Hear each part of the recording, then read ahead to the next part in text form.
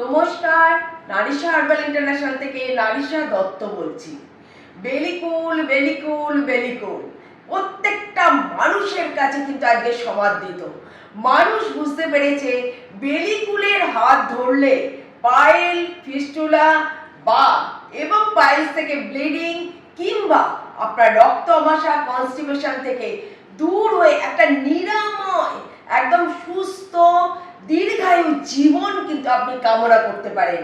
এবং অপারেশন ছাড়াই আপনি কিন্তু যদি একদম রেগুলার দুবার করে বেলিকুল খান, তাহলে আপনি একটা সুস্থতার হাত ধরবেন এবং রোগটাকে কিন্তু পুরোপুরি নির্মূল করে দেয়।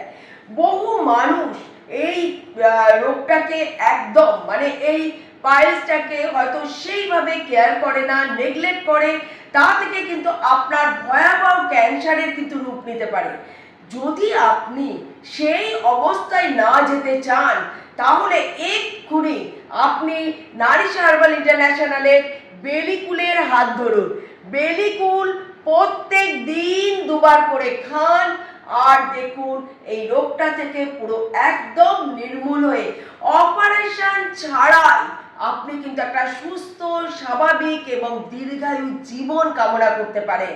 কারণ আমি সবসময় বলি যে বেলিকুল দুবার করে খান, একদম সকালে এমটি স্টমাকে। এই ক্যাপটা দেখছেন, এটা 10 ml। এই ক্যাপটা 2 ক্যাপ 1 গ্লাস জলে গুলে খান। আর 10 ml করে 20 ml।